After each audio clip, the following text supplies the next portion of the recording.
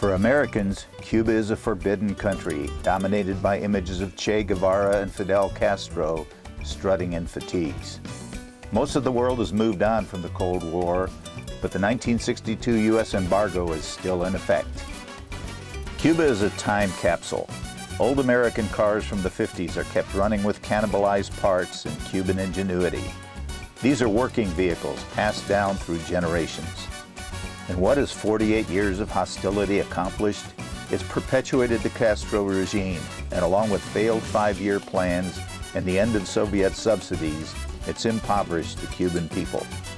Yet despite that, Cubans are ingenious and resilient. Riding along the Malecón in a 1954 DeSoto made me feel like Ernest Hemingway, headed to the Floridita for a sunset mojito. People seem genuinely glad to see tourists, not only because of our money, but because it's their way. And everywhere there's music with its distinctive Cuban beat.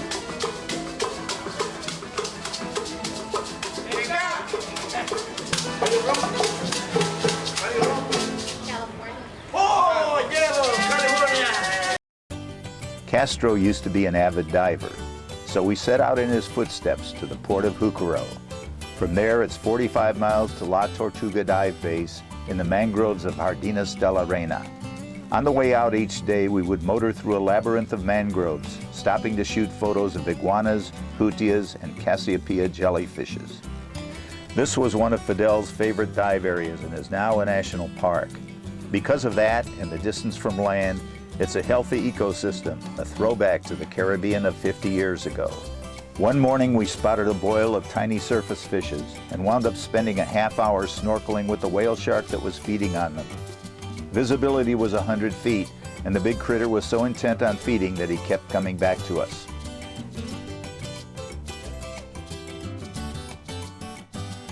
Sharks are the big draw at La Tortuga. We saw many up close on every dive, another sign of a healthy ecosystem. Shark feeds are a prime feature on the program. They were attracted by frozen bait hidden in a crevice. At first, it's a bit unnerving to descend through a gauntlet of silkies and Caribbean reef sharks, but they weren't interested in divers.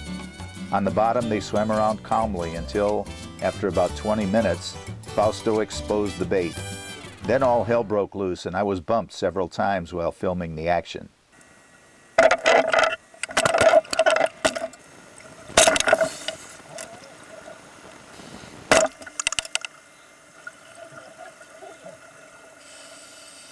As long as it's a bump and not a bite, let's keep on diving. After a while, we actually got tired of sharks and asked Fausto to show us the reefs. This was where the splendor of the Queen's Gardens became most apparent.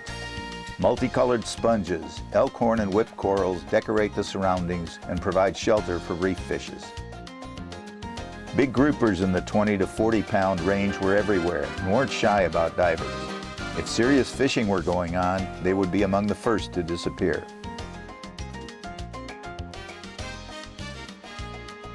There were little critters too, like this jawfish.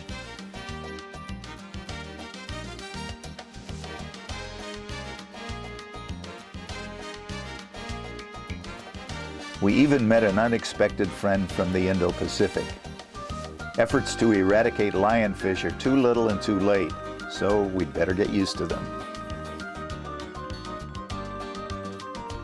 Many of the sites we dived didn't even have a name. One that did was Devil's Hole. Inside, hundreds of tiny silver sides reflected our lights.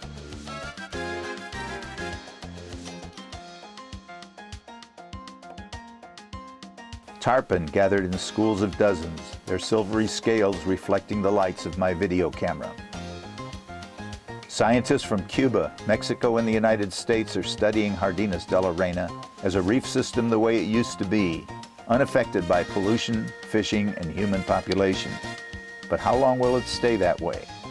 Cuba will change profoundly when diplomatic relations with the United States are restored. We were fortunate to experience the time warp that is Cuba today.